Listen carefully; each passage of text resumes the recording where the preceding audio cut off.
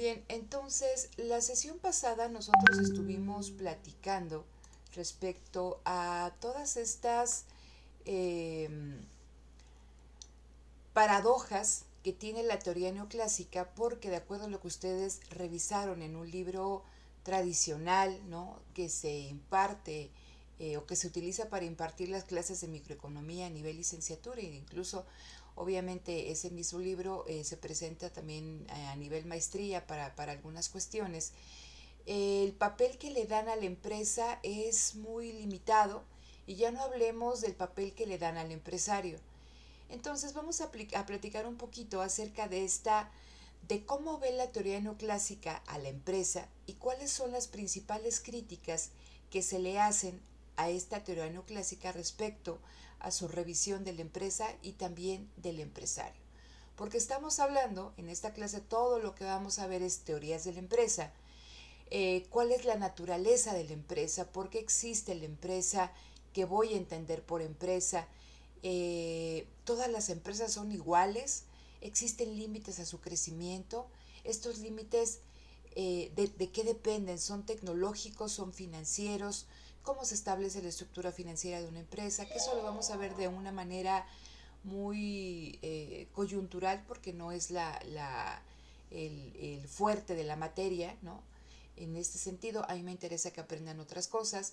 Me interesa también que sepan o que sepan diferenciar la definición de empresa para la teoría neoclásica, pero también para otras teorías que derivan de esta misma teoría neoclásica, así como de otras teorías que son totalmente heterodoxas, ¿no? Entonces es muy interesante cómo van dándonos diferentes definiciones de empresa, y también nos van dando diferentes definiciones de empresario, ¿no? ¿El empresario es importante? Sí, ¿no? Es muy importante cuando nosotros estamos revisando las teorías de la empresa. Entonces, esto que les presento son los supuestos básicos de la teoría neoclásica. Entonces, ellos me comentan que una empresa va a operar en un mercado perfectamente competitivo. En las sesiones que hemos tenido, yo les platicaba de lo sencilla que puede parecer la palabra perfecto, pero las fuertes implicaciones teóricas que esto tiene. ¿Qué estamos diciendo cuando hablamos de un mercado perfectamente competitivo? Estamos diciendo que existe información perfecta, es decir, que hay información completa, que prácticamente toda la información que se necesita para tomar decisiones, porque para eso se requiere la información. Recuerden que en este caso los dos agentes, es decir, el comprador y el vendedor, lo único que ellos necesitan para tomar una decisión es la información que le da el precio, ¿no? El precio de los bienes y servicios, el precio, en el caso del productor, de las materias primas o insumos que requiere para producir, el precio del salario en los diferentes mercados. Entonces, estamos hablando que lo único que yo necesito son los precios. Entonces, estamos diciendo que existe esa información, que todos la conocen, ¿no? No hay desconocimiento, la información es gratuita. Y si a eso nosotros le unamos el supuesto de racionalidad perfecta, es decir, que toda esa información los individuos tienen la capacidad de procesarla cognitivamente, que tienen la capacidad de vislumbrar todas las consecuencias eh, a las que llevaría cada una de estas caminos, ¿no? Y actuar en consecuencia, es decir, estamos hablando aquí un trade-off entre costos y beneficios. Entonces, los agentes conocen toda la información, la pueden procesar, ven todos los estados posibles del mundo, y en función de eso toman su decisión porque conocen las consecuencias de cada uno, ¿no? De estos posibles escenarios. Entonces, en esta cuestión de mercados perfectamente competitivos, y por eso les decía la relevancia de la palabra perfecta, es que pues prácticamente si se conoce todo, pues no existe incertidumbre, ¿sí? Entonces, eso está totalmente alejado, esa palabra nos hace que estemos totalmente alejados de la realidad, porque una cosa es el riesgo, como ya lo platicábamos, que puede ser probabilizable, pero la incertidumbre es el total desconocimiento de las cosas, ¿no? Decíamos que cuando hay incertidumbre estamos hablando de mundos no ergódicos, y en la teoría neoclásica los mundos son ergódicos. ¿Por qué?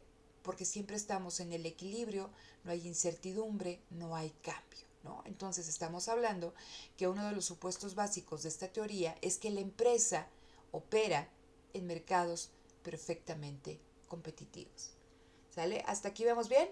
Si alguien tiene alguna duda puede escribirlo aquí por el chat o puede levantar la mano, ¿no? No hay ningún problema y lo platicamos. Entonces, platicábamos también acerca de esta palabra competitivo, competencia, y de lo irónico que puede resultar que en un mercado perfectamente competitivo, de competencia perfecta, pues no exista competencia, porque decíamos, a ver, ¿qué es competencia? ¿No? Cuando tú compites con alguien, quieres ser mejor que el otro y vas a utilizar todos los recursos a tu alcance, ¿no? Si lo vemos en el caso de una empresa, para sacar al otro del mercado. Pero lo primero que nos dicen aquí es lo siguiente: todas las empresas, ¿no?, operan a la misma escala, tienen acceso a la misma tecnología, conocen y dominan las técnicas existentes y producen, ¿no?, bienes y servicios homogéneos. Entonces, hay un número sumamente significativo en ese mercado de ese tipo de empresas que hace que ninguna de ellas impacte lo que haga, impacte de manera significativa en los precios. Es decir, pues ninguna va a tener mayor capacidad operativa que otra, porque estamos hablando que sus escalas son iguales. Y en el caso de que alguna pudiera, por X razón, llevar una mayor cantidad de producto al mercado, y que o sea, ese producto, esa cantidad va a ser tan ínfima, tan pequeña, que no va a cambiar la oferta de mercado. Y si el productor dijera, bueno, yo voy a dar, está el precio en 14.50, yo lo voy a dar en 13, para que todos me compren a mí, pues podrá vender una cantidad pequeñita y tampoco va a cambiar el precio promedio del mercado. Entonces dicen, si este productor, caso contrario, quisiera vender en 17 pesos cuando el precio promedio, el precio de mercado, y cuando estamos hablando de precio de mercado, recuerden que este precio resulta de la interacción entre compradores y vendedores, porque cuando ustedes veían sus curvas de oferta y de demanda, decíamos que en cada punto es lo que está dispuesto a vender el vendedor, lo que está dispuesto a comprar el consumidor. Y en un precio ambos resultan beneficiados. Y en ese precio es en el que se vacían los mercados y es el precio de equilibrio. Entonces, en esta cuestión, si este productor quisiera vender un precio más elevado que ese precio de equilibrio, ese precio de mercado, pues nadie le compraría. ¿Sí? Entonces, me dicen, aquí las empresas, por estos supuestos que tiene detrás el modelo, son precio aceptantes. Entonces, si ellos quieren vender un bien y servicio, un bien o un servicio, tienen que venderlo, ¿no?, a ese precio de mercado. De otra forma, no pueden competir. Entonces les decía, ahí está lo irónico de esta situación. En competencia perfecta no hay competencia, porque no puedes hacer nada. ¿Qué haces? Únicamente, ¿no? Ahí está. Ahí está el precio. Actúas en consecuencia. No eres un agente, ¿no?, que vayas, o sea, que la teoría te vea como un agente de cambio. No. Únicamente tomas lo ya establecido. ¿Hasta aquí vamos bien, chicos? Sí, Uh-huh. sí, profesora.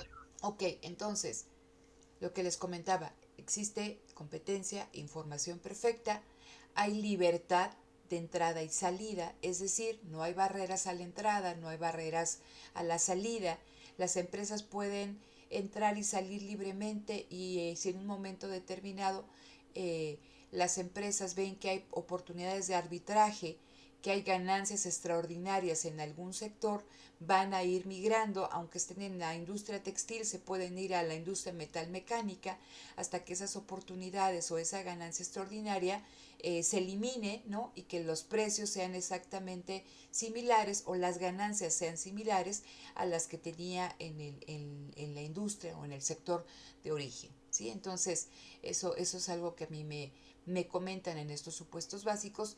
Y el siguiente es una cuestión muy importante que sería determinante que ustedes lo entendieran. Me dicen que existe un estado dado de la técnica.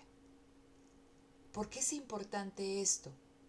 Porque en la teoría neoclásica de la empresa asumen que no hay innovación tecnológica, ¿sale? Entonces, si hay un estado dado de la técnica, de las técnicas y procedimientos, y todas las empresas las conocen, pues todas operan con la misma tecnología. Lo cual, si contrastamos este supuesto con la realidad, pues vemos que eso no es cierto. No todas las empresas operan con la misma tecnología y existe innovación tecnológica.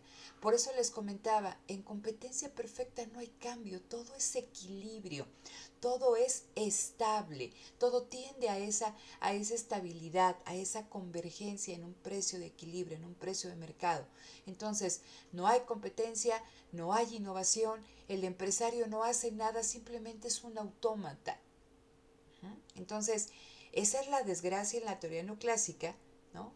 ¿Por qué? Porque dada la relevancia que tiene la empresa en un sistema productivo y dada la importancia que tiene el empresario en un sistema productivo, en un sistema económico, la relega simplemente a ser un autómata, a ser un punto.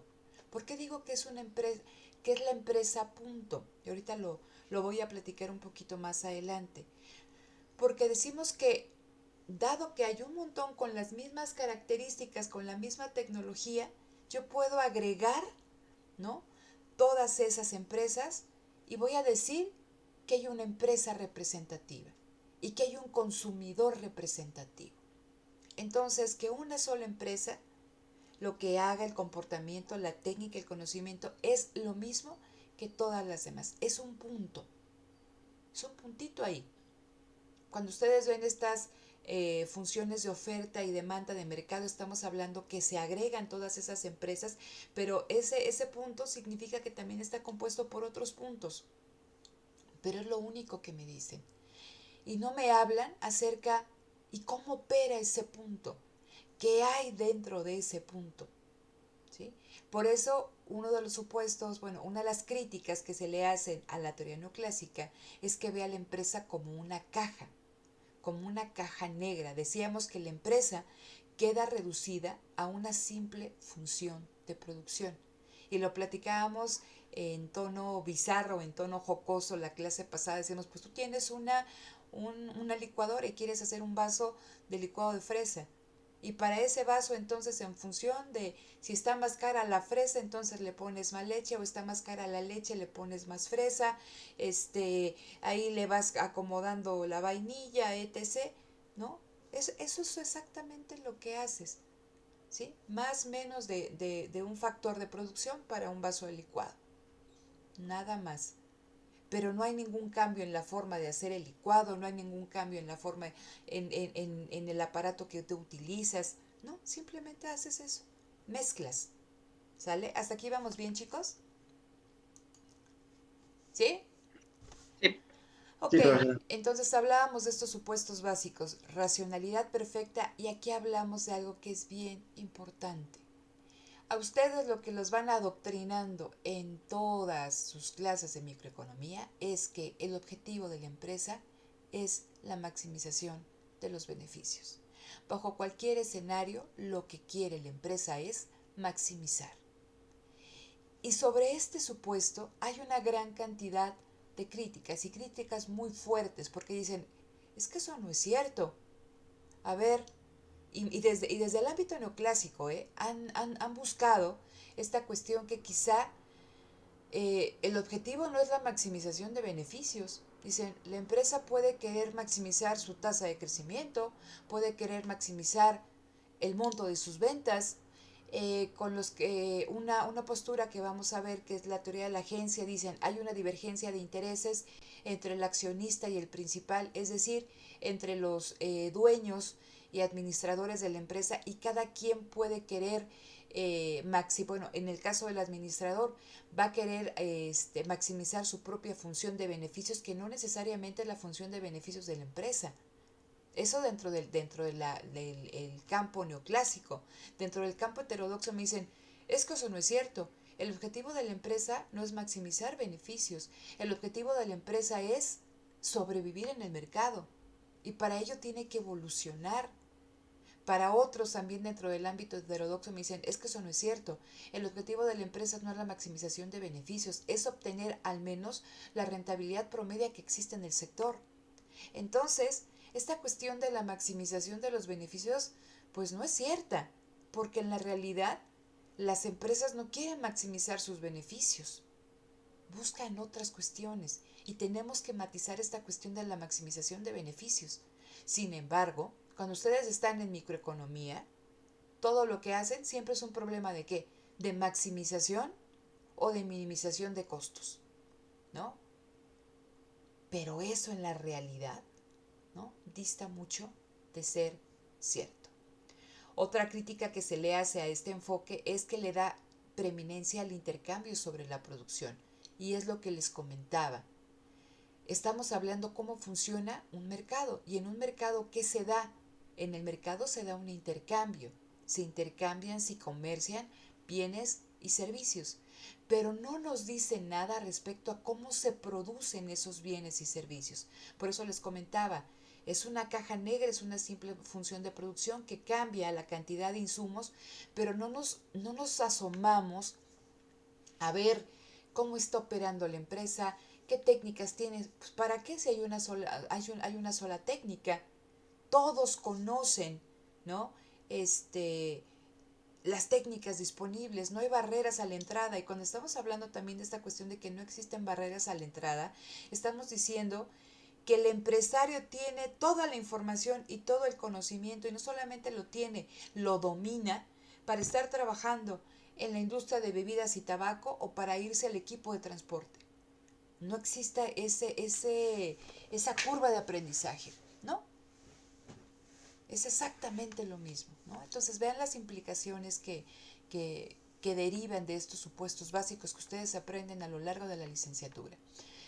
Viene una cuestión que es la ausencia de progreso técnico y lo que les comentaba de esta cuestión de la innovación tecnológica, ¿no? Entonces, ¿por qué creen que se imagina? O sea, ¿por qué creen o por qué se imaginan que para la teoría neoclásica existe ausencia de progreso técnico? Dice aquí, lo único que hace la empresa es transformar insumos en productos y su funcionamiento es eficiente. ¿Por qué? Porque conoce y domina, ¿no?, de manera perfecta las técnicas disponibles. Entonces, mi pregunta para ustedes, quien quiera responderle, tienen que opinar.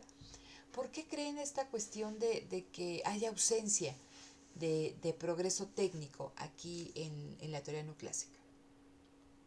A mí me parece que muy importante es, como usted lo menciona, que no exista incertidumbre, porque si hay conocimiento perfecto y racionalidad perfecta y se conocen todas las técnicas, pues entonces no hay técnicas nuevas posibles que permitan hacer cambios o mejoras en la producción. ¿Ok? ¿Alguien más? Muy bien, Osvaldo. ¿Alguien más? ¿Por qué creen que no le da eh, peso, ¿no?, al impacto del cambio tecnológico la teoría neoclásica? Yo, profesora, pienso que tal vez no es conveniente adaptar esa idea por el hecho de que pudiera haber un tipo de ventaja comparativa Ujú. por el hecho de introducir una nueva tecnología, lo cual haría que alguna empresa fuera de una manera más eficiente y eso pues no va como acorde a lo que maneja esta ideología, este pensamiento. Ok, muchas gracias, Iván. ¿Alguien más? José Carlos, Norma, ¿algo? Yo, profesora, Dime, Norma. en competencia perfecta todo es estable.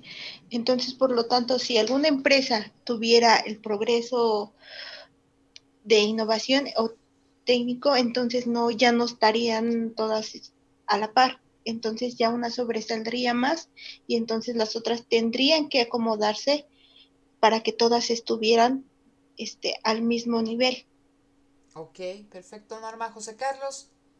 Pues bueno, yo pienso que justamente, bueno, la teoría neoclásica no la toma en cuenta el progreso técnico porque la forma de producción de todas las empresas tiene que ser la misma o así la está manejando. Realmente como que no hay ningún, bueno, es que están ocupando la misma tecnología, las mismas herramientas para producir y que si tienen la misma escala, entonces producen prácticamente lo mismo. Entonces, un cambio en esto podría desviar lo que la teoría neoclásica está tratando de explicar.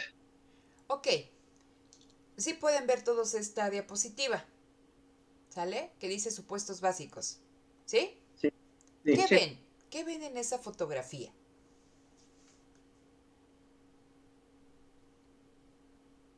No me digan que no ven nada, ven a unas mujeres que están trabajando, en dónde están trabajando, qué están haciendo,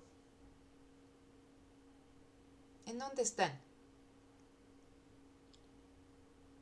Ay, ¿a poco es tan difícil describir? ¿En dónde están? En una fábrica. En una fábrica, ¿no? ¿Qué están haciendo? ¿Qué están operando? ¿Son lienzos o Estas mujeres podríamos decir que están en algún lugar, o sea, si eso se le puede llamar fábrica, porque cuando estábamos hablando de la fábrica, pues son los inicios de las fábricas, del sistema fabril. Y tenemos, ahí se ven a una, a dos, a tres, a cuatro personas que tienen una maquinaria, si le podemos hablar, similares, que se dedican a hacer toda esta cuestión o a enrollar tela, ¿no? Etc. Fíjense, cuando estamos hablando de la teoría neoclásica, les decía que es muy importante que nosotros empecemos a analizar, empecemos a criticar muchas cosas que hemos escuchado a lo largo de nuestra carrera. Fíjense, yo les platicaba que hay un profesor que a mí me gusta mucho, lo que él hace, y él decía, el doctor Robert Vallée, que las teorías son las hijas de la historia y no al revés, creo que ya se los había comentado. Entonces, cualquier teoría que ustedes revisen, tienen que identificar en qué contexto económico, político, social nace. Pero lo que pasa o lo que nos hacen a nosotros es que cualquier teoría, ¿no? Si estamos diciendo que una teoría es hija de la historia, eso significa que la historia no es hija de la teoría. La teoría clásica y muchos de los supuestos que se recuperan y les decía, es grave porque Smith, él sí veía el concepto de competencia como lo que les estábamos platicando en un primer momento, esta lucha, pero ya van refinando, van matematizando tanto el concepto que ahora lo que era lucha ya no es lucha, ¿no? Entonces, esta teoría y muchos de estos supuestos, y uno de ellos es que la tecnología es exógena, ¿sale? Esto era porque la teoría surge en el contexto de los orígenes de la revolución industrial. Entonces, cuando estábamos hablando de los orígenes de la revolución industrial, esto era el estado de la técnica, ¿sí? Esto era lo más avanzado. En esas primeras etapas de la revolución industrial, no existieron cambios técnicos o innovativos, híjole, tremendos, ¿no? Estas máquinas eran resultado del conocimiento que habían tenido las personas que se dedicaban exactamente a esa actividad. No eran ingenieros, ¿sale? No eran científicos. ¿Quiénes estaban echando a andar estas máquinas o las diseñaban? Pues los hombres que antes, ¿no? Habían trabajado en estar haciendo estas telas. Entonces, el conocimiento era rudimentario, a pesar que se le denominó revolución industrial. Esto va a ir evolucionando. Ajá. Pero en un primer momento, y cuando nace la teoría clásica, eso es lo que veía Smith. Entonces tú dices, pues es muy fácil conocer las técnicas disponibles y el estado de la técnica. ¿Por qué? porque estábamos hablando de maquinaria de este tipo, ¿no? De instrumentos de este tipo. ¿Cuántas técnicas podría existir? O sea, ¿cuántas técnicas podrían existir para enrollar esta tela? Pues no creo que más de 3 o más de 4. Entonces es muy fácil conocer la técnica disponible y el estado de la técnica. ¿Sí? ¿Sí me explico, chicos? Lo grave es, ¿no?, replicar este supuesto ahora que hay cantidad una sumamente diversa en términos de técnicas, en términos de materiales, en términos de maquinaria, en términos de formas de organizar la producción, el trabajo, y seguir asumiendo ese supuesto, ¿no?, de que la técnica está dada y que se conoce toda la técnica y que se conocen todo, o sea, que existe ese conocimiento perfecto. ¿Sí, sí me explico? ¿Sí se entiende? Iván, Osvaldo, Norma, José Carlos, Sí, manifiéstense. Sí, profesora, así se entiende. Ahora Sí. fíjense, vean. No sé si eso lo vieron ustedes en algún momento a lo largo de la licenciatura en esta cuestión de las doctrinas económicas y sociales. Eh, bueno, a mí me ha tocado dar historia económica y social, pero precisamente la llevo acerca o al estudio de la empresa, ¿no? Del proceso productivo. Entonces, cuando estamos hablando del proceso productivo en la empresa, antes de que estuvieran esas mujeres trabajando ahí en esa fábrica, esas mujeres trabajaban en su casa con su familia y su esposo era un artesano. Y ese artesano, él decidía cómo producir, él decidía en qué momento producir, él decidía a quién le compraba los insumos para producir y decidía a quién le iba a vender. ¿Por qué? Porque en estos talleres artesanales que ustedes los veían en la primaria que estaban insertos o que trabajaban bajo la lógica de los gremios, prácticamente iba el cliente al local y ahí te decía, ¿sabes qué? Quiero unos zapatos con tales características, puntiagudos, que es con empeine alto, con tacón triangular, como el cliente lo quería. ¿Sí? Entonces se vendía para un mercado local y el artesano tenía todo ese conocimiento y él trabajaba a su ritmo, ¿no? Le decía, bueno, pues vente en 2 semanas, o vente en 3 semanas, o vente en un mes. Él trabajaba a su ritmo, igual y no trabajaba en 2 semanas, pero toda la noche se ponía ahí a trabajar para entregar el producto. Eso él lo decidía y tenía el conocimiento. Pero ¿qué pasa cuando estas personas, por razones que luego platicaremos, ¿no?, son llevadas, ya no trabajan en casa, sino ahora van y trabajan en una fábrica rudimentaria como esta? Es decir, se les van quitando las condiciones, los medios de producción para que trabajen por su cuenta y ahora tienen que ir a ofrecer su fuerza de trabajo a una fábrica. ¿Hay una herramienta? Sí, lo mismo que ellos la tenían, ¿no?, en su casa donde trabajaban, quizá un poquito más avanzada, pero las condiciones, o sea, vean, no es una innovación tremenda. Pero ¿qué pasa? Cada una de estas personas tenían o habían forjado a lo largo de su experiencia trabajando en los talleres un conocimiento. Y ese conocimiento no solamente era suyo, sino era un conocimiento heredado a lo largo del tiempo por generaciones que tenían detrás de artesanos que habían hecho exactamente lo mismo que ellas estaban haciendo. Entonces, el conocimiento, a pesar de que estaban trabajando ahí, ellas conocían lo que hacían.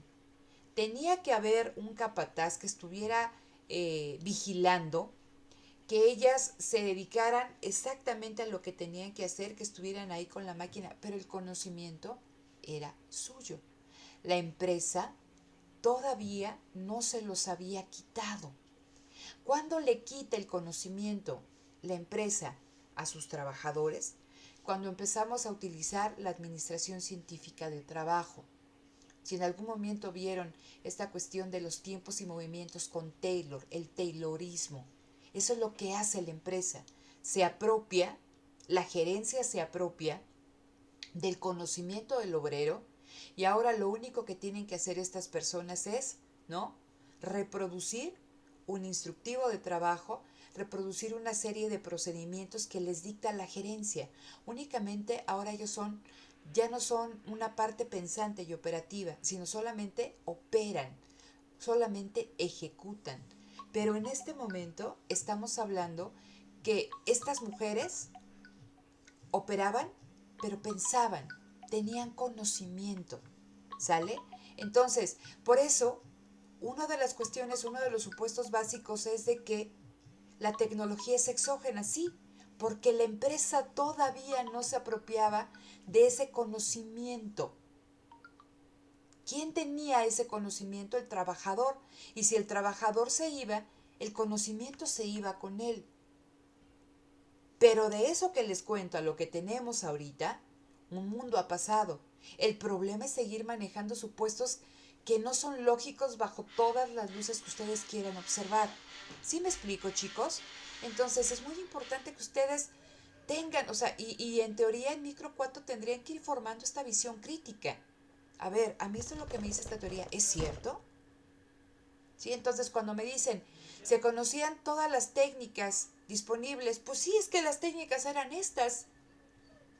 Pues el conocimiento pues era sumamente sencillo. La tecnología es exógena, ¿no? Sí, ¿por qué? Pues porque si se iba la señora de aquí de la esquina, pues se llevaba el conocimiento de su marido, de su familia, de ella. Pero de eso, a seguir con esos supuestos en el año 2020, ¿no? Eso es grave, ¿sale? Entonces, decíamos que dada la racionalidad perfecta, pues no hay incertidumbre, dado todas esas condiciones que estamos hablando, todo ese equilibrio, toda esa estabilidad.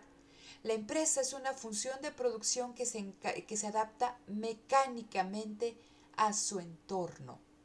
Si en un momento determinado aumenta la demanda, ¿y cómo se va a ver reflejado? ¿Qué información necesita el productor para saber que está aumentando la demanda? Que el precio aumentó. Y si aumenta el precio, se va a ver incentivado a producir, ¿no?, más, si puede hacerlo. Y entonces, ¿no?, se adapta mecánicamente a su entorno. Por eso decíamos, una de las críticas que se le hace a esta empresa es que ve a la empresa, bueno, esta teoría es que ve a la empresa como un autómata, que se adapta, ¿no?, de forma mecánica, pero que no aporta, que no es agente de cambio. ¿Sale? Entonces, eh, y otra cuestión también fundamental, chicos, es que cuando me hablan de esta agencia, esta empresa representativa, de un agente individual, dice, convierten lo colectivo en algo individual. Cuando la empresa, ¿no?, por sí misma es colectividad. La empresa está compuesta por ¿quiénes? Está compuesta por propietarios, está compuesta por gerentes, está compuesta por el administrador central, está compuesta por múltiples departamentos, por múltiples equipos de producción, de ventas, de mercadotecnia, ¿sí?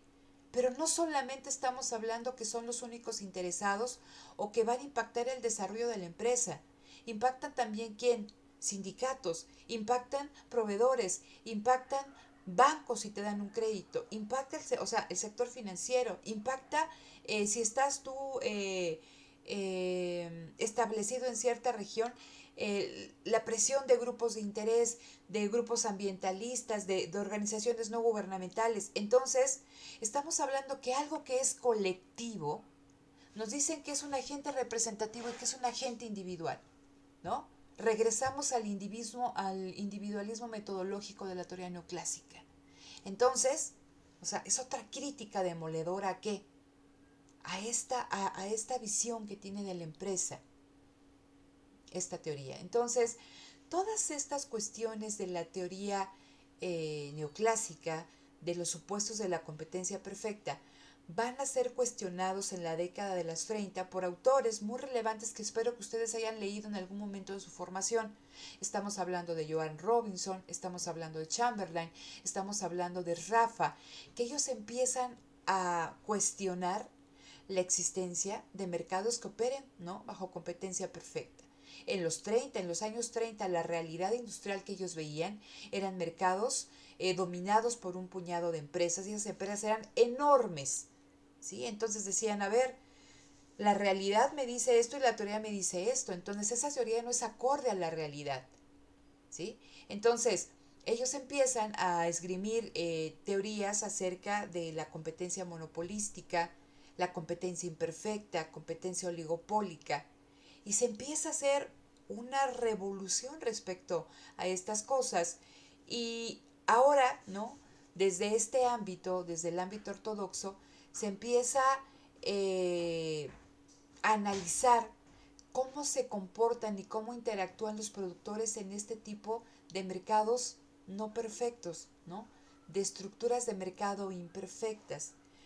Nos dan una imagen más realista de la realidad, sí. ¿Por qué?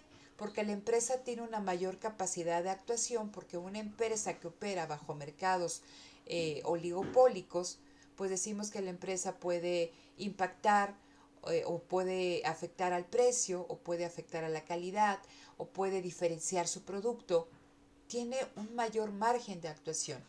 Y eso es lo que se ve en cuestiones de economía industrial. Pero aún los desarrollos quedan lejos, ¿no?, de la realidad porque siguen arrastrando muchos de los supuestos neoclásicos que son sumamente limitantes y no acordes con la realidad que nosotros estamos observando, ¿no? Entonces, esto se recapitula a lo que los platicaba. La empresa neoclásica vista, ¿no?, es una empresa autómata y es una empresa punto. Dice, es un actor perfectamente racional. Su función es maximizar beneficio bajo limitaciones tecnológicas. Dice, es una caja negra, dice, es un punto en el espacio de las relaciones de mercado. Dice, y se le da el mismo estatus teórico que el consumidor individual. ¿Sí? Entonces, de acuerdo a lo que hemos platicado, pues esto es grave, porque tendría que ser central el desarrollo que hiciera esta teoría de la empresa y del empresario, porque aquí, dado que todo, o sea, todo está dicho, el empresario no tiene nada que hacer más que ponerle más fresa o menos leche al licuado. No tiene que hacer absolutamente nada más. De eso que haya un empresario, entendiéndolo a la Schumpeter, entendiendo al empresario como fuerza de cambio, ¿sí? Que asume riesgos. Pues ¿cuál riesgo vas a asumir aquí si no hay riesgos? Todo tiende al equilibrio. Entonces, eso y empresario es igual a nada.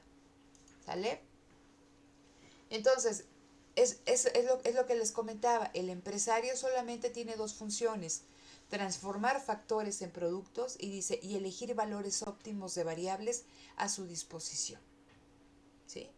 Entonces, dice, ¿se tiene autonomía? Pues no, porque está en función de qué, de las estructuras de mercado, está en función de los precios que le dicta el mercado. Entonces, dadas estas cuestiones, existe capacidad perfecta de cálculo, información perfecta, dice, entonces la empresa es una autómata. Aquí lo que les platicaba, ¿no?, acerca del empresario, si son actores determinantes para innovar procesos, técnicas productivas, esta cuestión de la innovación, no le da ningún peso a la actividad empresarial.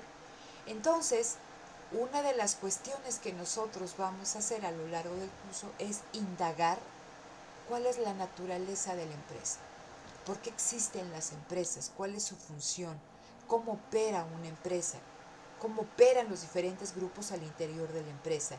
Dice aquí, se debe abrir la caja negra. Dice, cuando se abre la caja negra, la empresa ya no se puede conseguir como un agente maximizador de beneficios.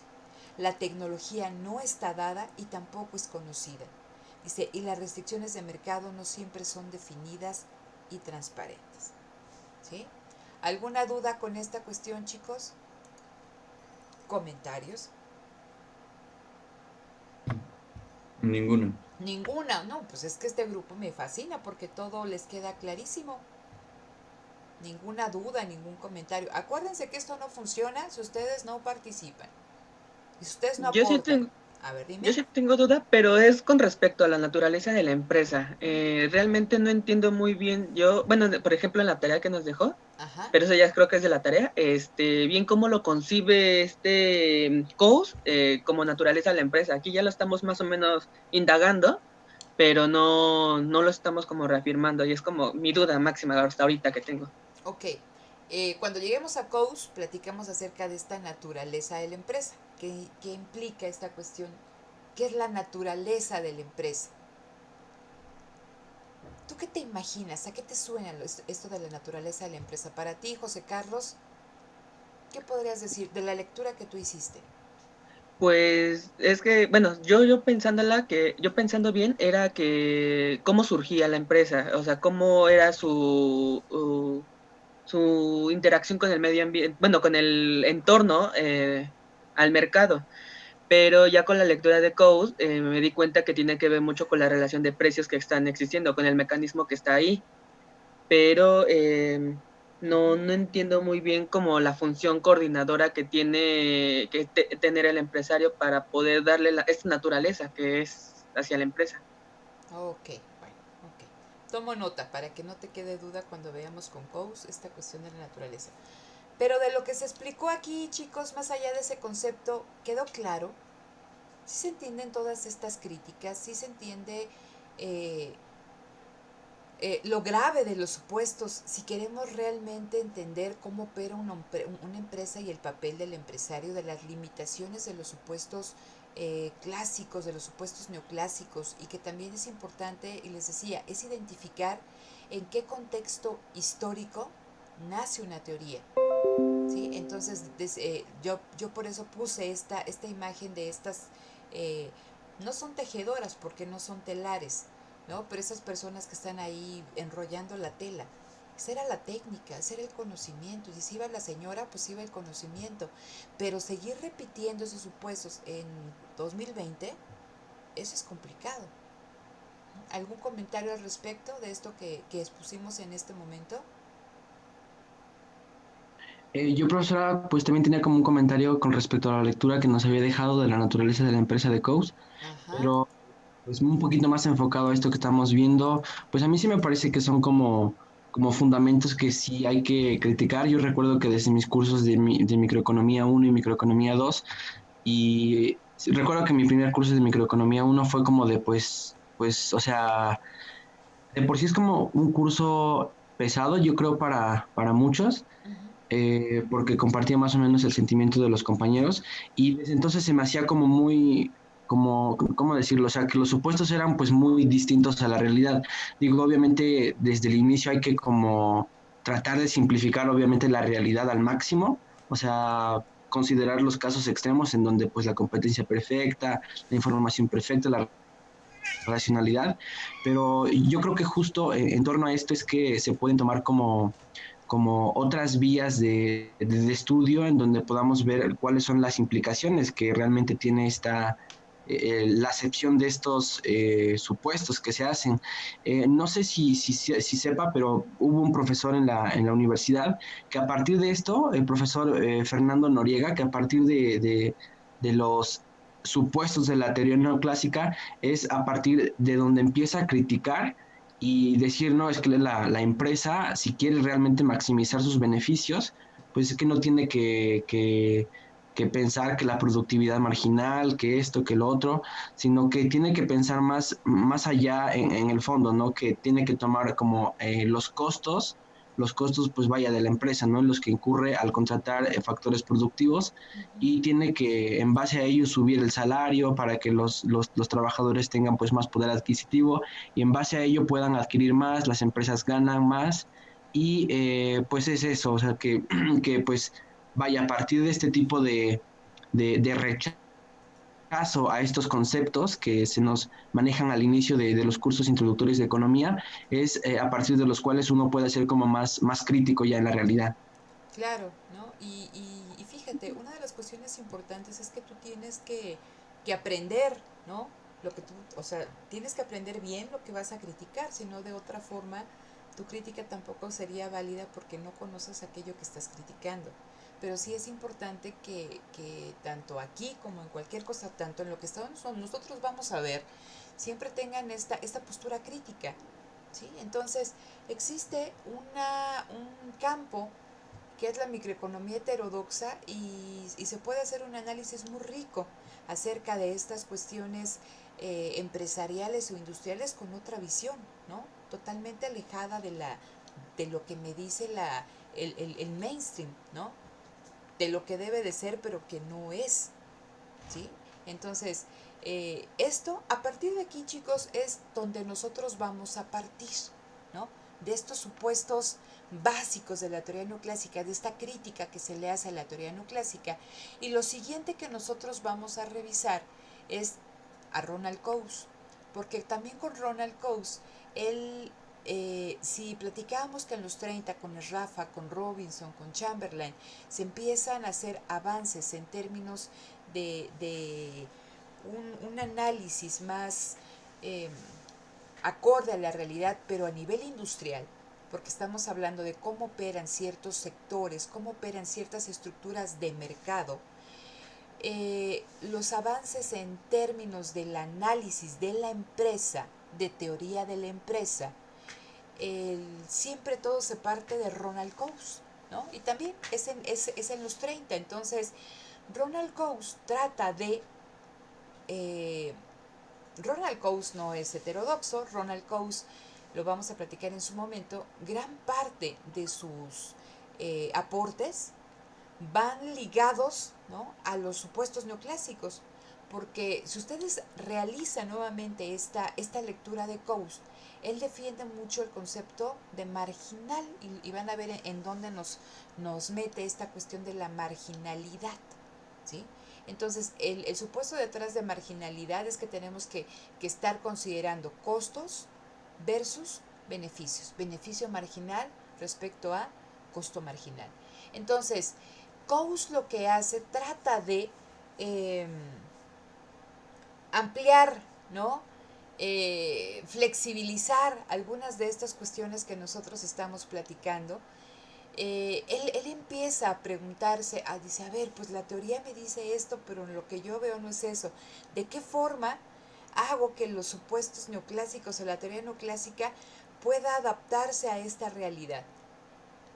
Hace algunos avances importantes, ¿no?, porque desde ahí empieza a surgir todo este gusanito acerca del estudio de la empresa, pero sigue siendo un planteamiento neoclásico, ¿no? Entonces, su obra más conocida de Coase es el de la naturaleza de la empresa. Y lo que va a expresar Coase en este documento de la naturaleza de la empresa es, ¿por qué existe la empresa? La empresa es ¿cómo voy a concebir a la empresa? En esta cuestión de lo que me decía José Carlos, ¿cómo voy a concebir a la empresa? ¿Qué es la empresa?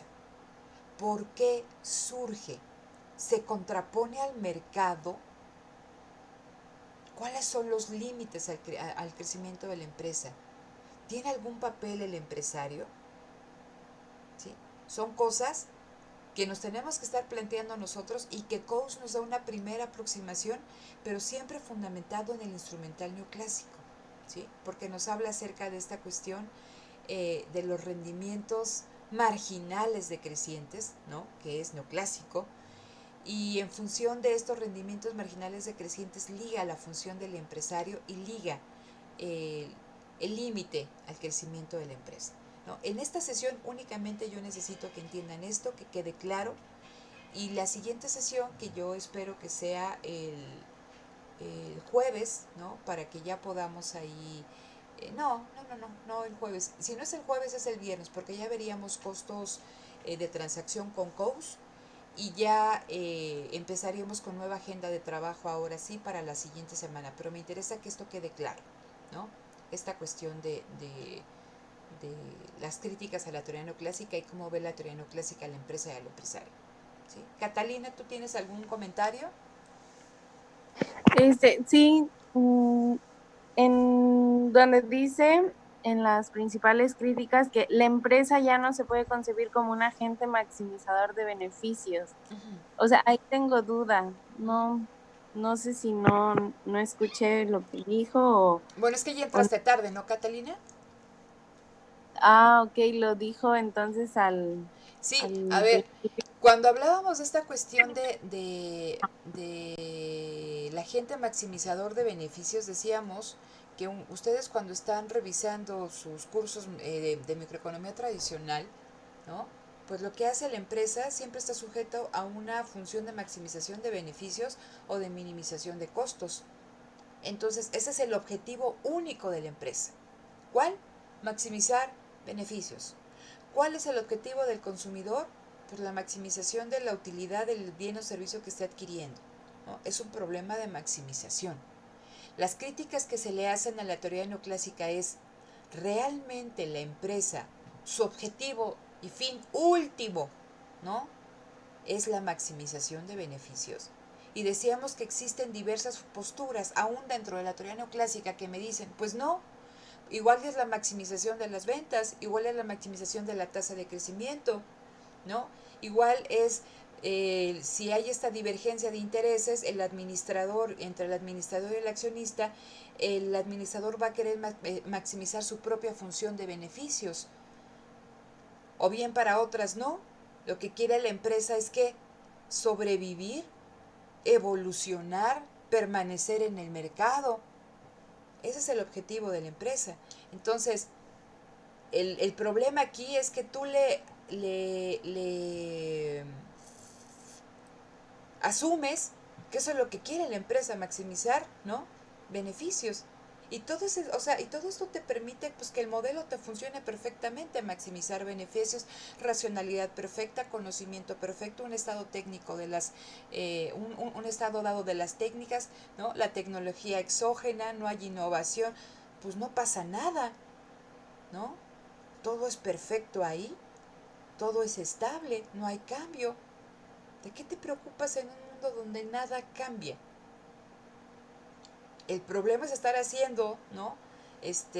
Utilizando esto en un mundo que está cambiando constantemente, que está dominado por la incertidumbre y donde la empresa, el objetivo de la empresa no es la maximización de beneficios. Tiene que ganar, claro, pero no es maximizar beneficios, no es obtener el beneficio máximo en todo momento.